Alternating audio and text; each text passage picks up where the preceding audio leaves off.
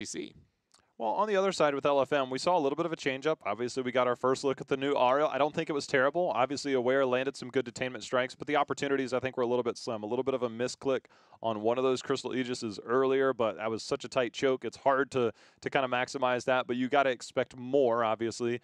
And it didn't quite work out for them. And then the Artanis pick, I got to say, as much as I love Artanis myself, it did not look pretty into that Arthas. Some of the swaps there were onto Arthas, and that's definitely not who you want to be. So he actually did not go Icebound Fortitude at 7 for that armor. He ended up going the Rune Tap, but the Army of the Dead was more than enough to keep him alive in all of those fights. It's one of those situations where, you know, I guess the Icebound Fortitude, other than the armor and the survivability in that situation, like you can make the justification is you're going to get enough auto attacks onto that front wall. Even when you're taunted, you're still fine on the front line, get that kind of survivability. But that was, you know, that combo, the counter momentum that he provides in initiations over those Wombos, so difficult to be able to deal with the Arthas. But if you wanted to figure out maybe what build you saw in the last game from the Aware on that Ariel, or maybe the Artanis build coming from the side of LFM, we've got you guys covered. Playheroes.com/HGC. You can keep track of all the stats, all the data from each and every one of the games played here, not only for North America, but for Europe and Korea as well.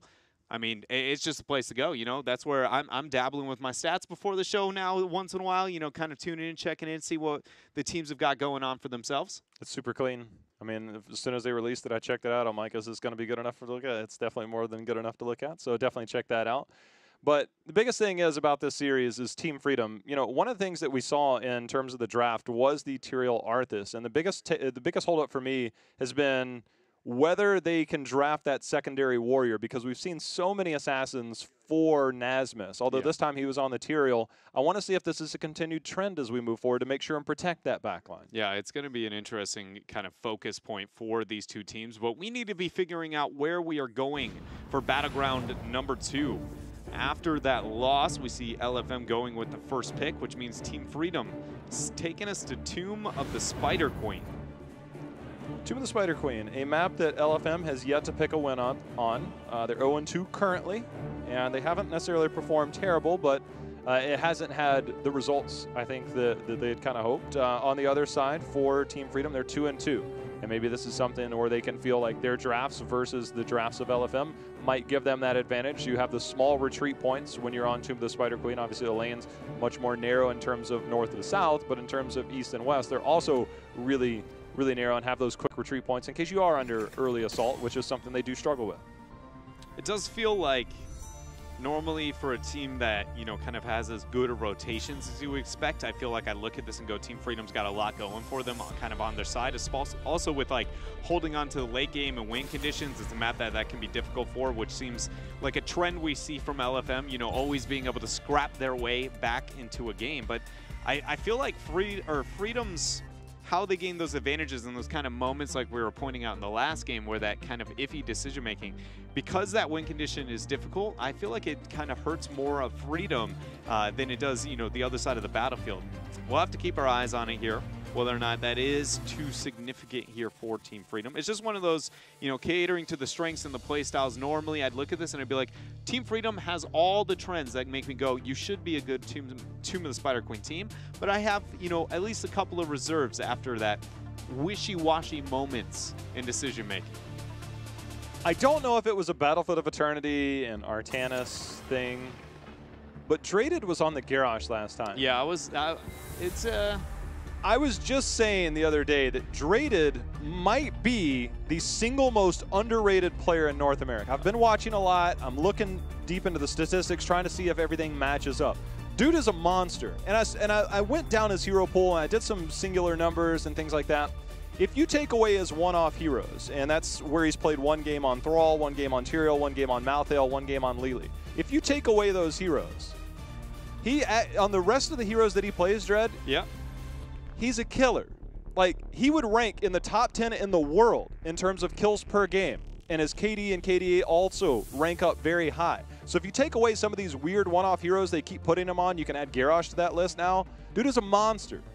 And I really think that he is a backbone that this team really needs to stick on. And on the other side, when it comes to Figgy and when it comes to the Aware, look, you don't expect a lot out of your supports, but the Aware ranks really low in terms of his kill participation, in terms of his kills per game. I feel like they need to get more out of the support and tank roles and allow that of T and Draded to get to work, because that is a very strong backline. I just think that sometimes they get run over because that front line and support side. It's kind of the biggest thing for me with LFM. I think what you're kind of like from a step back, and not even just this case example, what you're kind of talking about is whether or not the trend for a team, whether or not it's greater to take your best player if they are outstanding or are an outlier in any way, shape, or form, and are you willing to kind of diversify their hero pool, if you will, to the point where it might be too diverse, right? And it's like, is that kind of too big of a setback? Because I feel like a lot of teams have the thought process that goes, if you have a weak point, you take your strongest player and have them learn that weak point to cover up for that, and then keep those players on the heroes that they're known, you know, kind of known for. I would argue Arthlon, to a certain extent, does this with Heroes Hearth Esports. So the depth of the hero pool at which he has and the flexibility is just his confidence and being like, well, I could learn these 5 heroes great,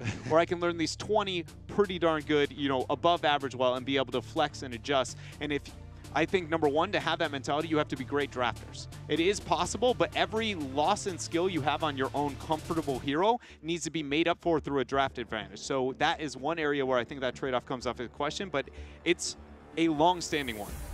Through all of competitive Heroes of the Storm, as what do you do in this situation? Do you put your one trick on his one hero and just go, or do you end up going with that kind of more, you know, diverse? And again, this isn't a one-trick case example, but it's what I'm trying to say, almost like an existential question that you have to answer as a competitor, trying to figure out, you know, how do you approach your team philosophy and ideology? My favorite takeaway from that is you're like, oh, you play these 20 heroes, and you kind of throw 20 out there as like a randomly high number. What's weird is he's actually played 18 heroes, which is still the largest in the world. Like, he literally just has this huge hero pool. For every other player, it generally falls somewhere between 8 and 10. On certain ranged players, it's normally like 5 or 6, like you said, playing on those comfortable heroes.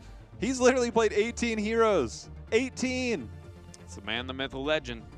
This draft unfolding before us, though, beyond the Draded and, you know, what is the way to approach a team and kind of the impressive hero pool of Heroes Hearth, Johanna, or excuse me, not Johanna, but Sonya, a bit higher priority than we've seen. That's something that kind of is following, it seems like, the trend out of EU, where she has gained quite a bit of relevance since her minor rework. The Genji, though, very high priority for Team Freedom. Also pairing that with the Stukov. My favorite takeaway, Sonya, when I talk about clashes and reworks and things like that, Sonya, previously in the first 5 weeks, has been played 56 times. Last week alone was played 46 times and had a 27-19 win-to-loss ratio. And that's pretty significant, and how much of a climb, how much priority that's had. And as you said, EU has seen a big rise in it. Now we're seeing the priority. Tomb of the Spread Queen makes it a little bit more manageable, but what we saw from EU, they were just like, we'll take it all day, every day. And with the nerfs that have come into Maiev, I can't help but feel like I thought that would have a little bit of an impact on how some of these drafts would go with the priority into Stukov. Stukov, because of the threat and the relevance of some of the heroes that he kind of Maev's Morton Cage single-handedly made certain things almost must-haves at the top half of the draft of last patch, right? And so when that dies out and it no longer becomes a go-to, all those other things with it drop down. And I think that Stukov synergizes with a lot of those other things, but Stukov is still staying. If anything, he is rising somehow in that kind of priority into a Genji on a Tomb of the Spider Queen. Like, talk about a very bold 1-2 here from Team Freedom. And it's getting a bit bolder as we go into that Leoric and Stitches. The man who wants to play, he's going to be joining in here with the squad. A last pick, maybe Junkrat coming out from them. You're going to get the Entomb into a Lurking Arm. You're going to get potentially a Gorge into Lurking run Arm. back into Lurking Arm. Maybe Putrid Bile you run around, and wherever they're slow, there's a Putrid Bile. There's a Lurking Arm and Putrid Bile. Like, it's literally like walking through like a sewer at that point. That's pretty terrible. You know, for LFM, again, if they're trading up the Warriors, which we'll see after this, Figgy is 0-8 on Johanna. They have not had success on Johanna. It's one of the things for me, it's like, look, I know that's a comfort hero for you. You've played it a lot, but I don't know how I feel. It's Tomb of the Spider Queen. It's probably the most forgiving map, that and Infernal Shrines. See if they have any success with it here. On the note of those things that synergize with the Stukov and that kind of conversation tidbit I was talking about earlier, Johanna is equally that one that Demand and with the heroes relevant, she rose in priority due to the threat of Johanna or of Maiev on the front line, and having that warrior who can go up, cycle the pressure, do well with the minions. Anytime you can get a little bit of synergy, it helped with that counter momentum necessary in fights. So also interesting to see her, not so much because of the map, but it's just something that I've always been like, where's Johanna now that that has happened? Because it should be a pretty big step back for her. Tychus, Chromie, I still want to see, I think, the Junkrat as last pick for Freedom. A lot of displacement. Not as much.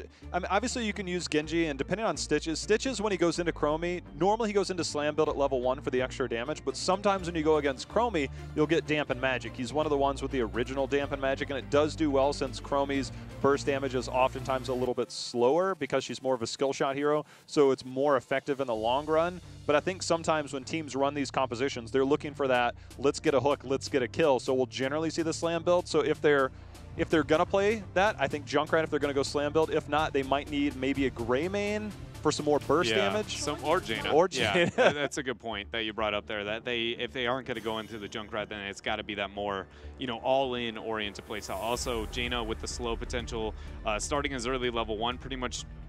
I mean, I don't know the exact numbers on the math problems, and I don't think it's possible to calculate it, but it significantly increases your chances of hitting hooks in the early game. I mean, just one slow that lands, it suddenly goes almost undodgeable speeds due to her passive. So, that's going to be able to help them out a lot. It's just, the Genji mixed with pretty much everything of Team Freedom's composition wants to be the one initiating. And it's just one of those kind of, is that going to be too big of a setback? It's not like Macro is overly dominant within their composition, except for the Jaina, which you can expect to want her damage for the Blizzard on the kill target.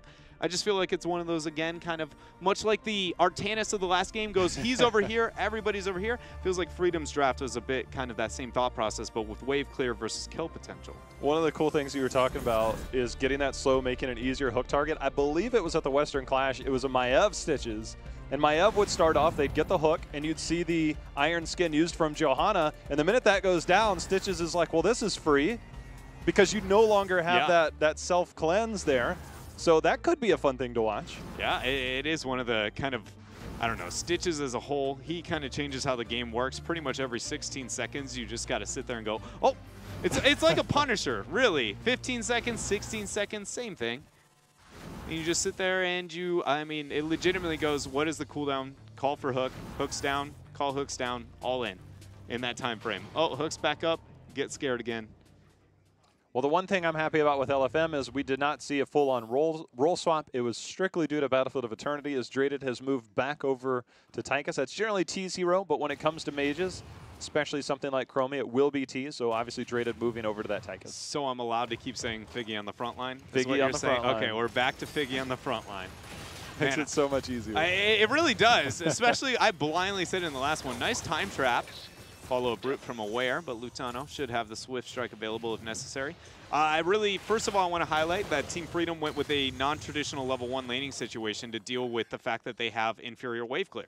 Went with a 2-2-1 situation with a double stall on the mid wave and trying to keep that back as late as they can. That puts the minion wave as far onto the side of Team Freedom, making it as safe as possible for mid, then win the rotations elsewhere towards top. T, under a lot of pressure there from that collapse, able to give Lutano his first reset, more importantly, first blood over to Team Freedom. He was pretty far forward there. I would argue yes and no. I think that is because this is a moment where Team Freedom is doing a very common mix-up in a laning matchup whenever they're losing their laning, but LFM didn't necessarily appreciate or respect the thought process. Again, you start with a different lane, which is top, right? Prioritizing the clear on that, and then you're going to be able to match on mid, you're going to be late, they're going to be matching top. Then you have a 5-second window where you have a free rotation to either one of those two lanes. Typically, it's the opposite of the one you start, which was bottom. Two members make that rotation, get the collapse up back towards mid. They didn't expect a full 5-on-5, and that's where I think LFM kind of was offset, was going like, wait a minute, this isn't the 1-4 we know. What's going on with these rotations? Suddenly there's 5, and Chromie has no way out of that circumstance. Chromie continuing to try and follow up on Figgy on the front line. Getting the wave clear, I mean, that's the one thing. If you're playing with Chromie and a Johanna, obviously want to get the Condemn into the Dragon's Eye, and you drop everything down, the Dragon's Breath. Dragon's Eye obviously at 7. Get a little regrowth over the wall there. Just gotta, you know, so your life support there for Malfurion. Just come down, give you the old drive-by heals. It's probably one of the more satisfying supports to make that happen on whenever you do have to support an off lane. Nasmus with his wave clear coming up to mid lane to be able to help out with the situation whenever needed. It's another kind of convenience with the wave clear control that Leoric is able to provide towards this map. Sonya is not one of his best matchups. Sonya used to be able to just flat out out-trade the Leoric, even with the Drained Hope, especially post-10. There's been a lot of nerfs since that time to where it's a lot closer to a 50-50. Nice job by Draded. Gonna make Lutano kind of second-guess this invade. 2 versus 3 for now. That cancels out a lot. I mean, Lutano lost about 50% of his health pool from what he had left over already. Draded doing a very good job, and that's very well calculated by LFM. Obviously using him as the scout, using Sonya to clear with her level 4 upgrade, doing that extra damage to Mercs. In the meantime, though, Team Freedom, they're going to get the turn-in up at the top. They've got enough for a turn-in, as does LFM, so we'll see who can kind of get this first turn-in as Swab's unaware and see if they back off. Both of them have enough if they wanted to try and complete the turn-in. I'm trying to figure out if there's a team that gets the first turn and if one pulls kind of ahead further than the other. I feel like if anybody, I would say it's that of LFM should pull ahead more than Team Freedom, just because the siege is a little bit more limited on the side of Team Freedom. That in mind, they do have a lot of good wave clear to be able to prep the waves proper if things get hairy. We'll see how it unfolds. Also, there's the Stitches factor, just making sieging and anti-sieging so much scarier for the, you know, LFM. They're constantly going to be in fear of the hook. So far, Figgy, obviously you have the goaltender of Johanna, being able to walk in and defend quite a bit. T, as well as he can provide vision. It looks like they're trying to defend. You can see the vision coming down right there as Nasmus was looking for a turn-in, but quickly backed off. A lot of focus here. Hold on, Yoda trying to get aggressive, able to get the juke there and set up Lutano. Clean bait and play there from Yoda and friends, leading to another kill here, second of the game for Freedom. That's what that kill potential Jaina provides. That's what I was talking about. She just, you know, one Ice Lance out too far, and oh, suddenly there's a kill. I think we're probably going to be seeing a little bit of timeout action at level 11 for Chromie, because I don't think she wants to deal with that too much. We see Tychus holding on to his level 7. The Aware, he's actually getting hooked in. Lutano and team as the Lurking Arm goes down by collusion. That's another kill, and that is more gems dropped on the side of LFM. Really good job there from Freedom, you know, specifically on Zugrug with that Stitches play. He didn't complete that channel at just knowing, hey, you know, is there a Malfurion in range to be able to make that happen? Having collusion throw down the Lurking Arm afterwards, realizing that kill is going to be worth more, and even getting the turn-in to boot. 3 kills, 3 web waivers. What can Freedom make happen here? Now the experience is hitting that kind of, you know, level advantage that it might be too difficult for LFM to deal with. The 10 is likely going to be hit. Leo has already set himself up towards top. To me, this shows a lot of focus towards having pressure towards that top half of the map, but even having Jaina on bottom to be able to delay and enable that web weaver. Interesting decision making. A very weak defense with a 1-3-1 split over this web weaver. I'll talk about it a little bit more after, but again, a moment where it feels like LFM maybe not getting as much as they can out of situations. I'm actually starting to wonder, Dread, as you know, I go back and forth on Tomb of the Spider Queen quite a bit. If it's almost better that if you're afraid of the first turn-in, there's an Entomb. Figgy, he's locked in there. Lutano going in. Lurking Arm is down. Iron Skin is enough to get you out, but it's not enough to get you completely away as Lutano busts out the Dragon Blade and confirms the kill onto Figgy. Biggest qualm there was unable to clear the entire minion wave with that last swipe. Able to go make it out, but on the other side, there's a bit of a response. LFM find a Jaina out too far. T throwing down the slowing sands as Zugrug misses that hook. Dread, it was 8 to 7.5, maybe 45 seconds ago, yeah, a minute ago. We're now looking at 11 to 9, 2 full levels. But that's what I was kind of going on about is like, I wonder if, you know, I see teams sometimes get the turn in about the 4.5-minute mark, which is generally when you have about 50 gems, and you don't see those teams snowball to 10. But once you start to get to the 5.5-minute mark, if neither team is turned in, from the 5.5-minute mark on, you're sitting at that level 8 by just getting the fort walls. I'm starting to see maybe there might be some priority on either letting it go through, don't risk going against 10 by getting there early unless you feel confident that you can defend and be the first one to get turned in. That was the kind of original pro mentality, you know, actually right as I was stepping down-ish about 4 months after, or before that point, this map came out. So, like, with that, you know, I was lucky enough to kind of learn to shot call with everybody else on the map and try and do some of the decision-making. Hold up. Talk about that in a second. Here's the Gorge. Where is the lurking arm? As she is going to just be on the other side of the wall. Welly thrown down as well. It's only a matter of time as Figgy ends up dropping. Pressure still here. Entomb and Wraith walk out from Nasmus. Hook down. Swab's going to go ahead and whirlwind, keep himself alive. The siege is real, though, for Team Freedom over this middle fort. It's going to be claimed for themselves. Not a fort to stand, even, on the side of LFM. You see LFM rotating down to clear the bottom, but Odin is finally out. The Web Weaver, as well as the camp pushing in here, is such a strong push. This should be the fort wall going down. T getting hooked in, and Lutano is following up every bit of it, saying, thank you very much. You are making me look good today. Yeah, not even hitting that level 11, you know, power spike we were talking about, being able to move into timeout. They will end up picking that up now as we do hit the 11 tier. Still so weird to say that, 11 tier, you know, the only hero in the game with different talent tiers. It's so weird to think on a release it was just one level, and somewhere down the road they're like, what if we make it 2? Yeah, it's just one of those. I still think out of all the kind of major changes from initial release, nice 13 used there, collusion, setting it up for the Entomb on Swabs, and there is nobody there to get the save. Oh my God. Gorge after. He just walked in because he needed to pick up the gems, but he hadn't used his iron skin yet, so that allowed him to get freely eaten up there. Zugrug finding the opportunity. You can't walk into that one, Dread. You cannot walk into that one, otherwise there is a hungry, hungry Stitches. Zugrug, he's still hungry as he's looking for that hook on a T, throws it out, not able to land. All right, keeping track. No more siege here. What are we gonna see for Team Freedom? What do they want to make happen? No gems, no Web Weavers.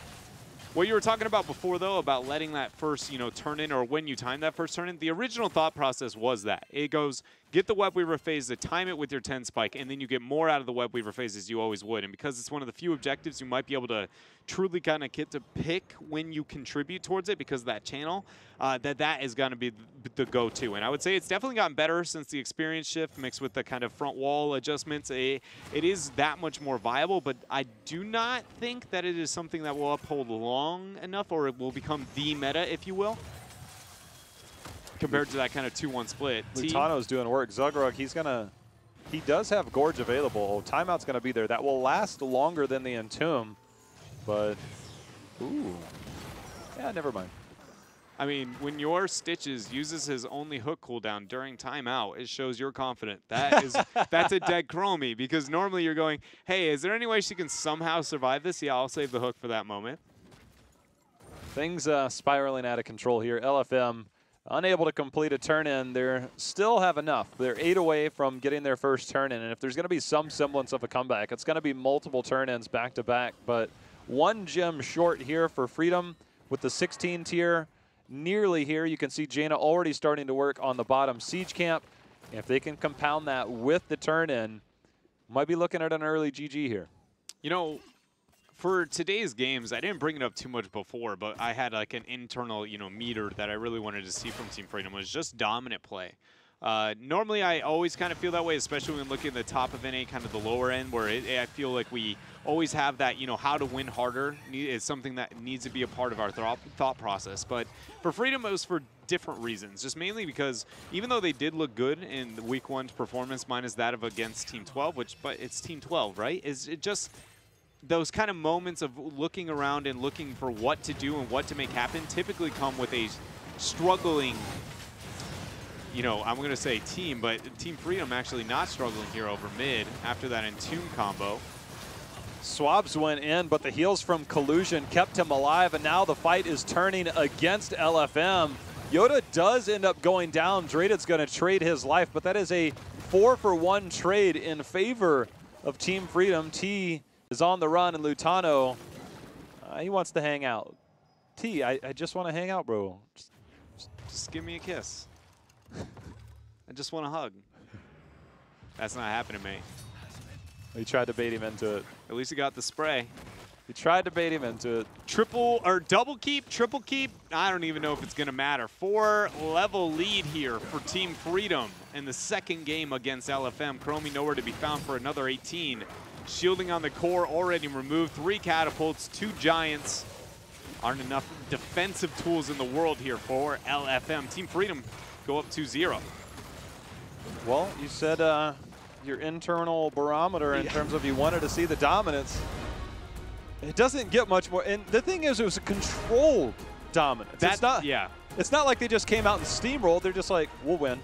Just keep winning. Just keep going. Yeah, and that right there is, I think, what I'm trying to get to. Is it wasn't that I need to see, you know, the certain level of play for them, again, because of that kind of same trend that we see out of North America in the past. It was some of the weaknesses that they showed out of last week were a bit uncharacteristic of a team of this kind of caliber. And it's that they come out here and they're making it look easy, right? It just very much feels like a little bit of playing with their food. And that is, you know, no diss to LFM. I feel like their games last week, if anything, I'm looking at them and going, you're underrated right now. Like, you are a team. And they're still just going, yeah, no, it doesn't matter. Even LFM, easy work. We're making it happen. And never kind of having that moment other than on Battlefield of Eternity, you know, and even then, that's kind of nitpicking at what they can look to make happen. It's more than dominant here, it feels like. And LFM, they've got to find a way here, already down 2 games to turn this around. I think if they're going to turn it around, they need to switch up. They're trying to do a little bit things a little bit differently. The Artanis Ariel first game, we saw the Chromie there. And the one thing that we've known Freedom to traditionally struggle at is heavy dive compositions, teams that can really get on you. Some of Drated's best heroes are the Genji Greymane, Li Ming and Tychus on the side of T. If you can get those heroes to kind of get an executor, you get a Li Ming Genji reset, you get a Greymane Li Ming reset, somewhere along those lines, I feel like you can get aggressive with that team. They also play a lot of Tyrael with Figgy. We haven't seen that because the early game. And so I think that if they get away from this Johanna, get away, you know, from this very passive front line and passive overall, that's where Freedom excels, is like, look, if you're not going to come to us, we're fine with that. We can just kind of balance it out and look for opportunities. So I feel LFM needs to change it up. Yeah, find a way to get themselves into the driver's seat. But we'll figure out if they can find the way to mix that up. We're going to go to a quick commercial break. And when we come back, my goodness, game number 3. Words are hard.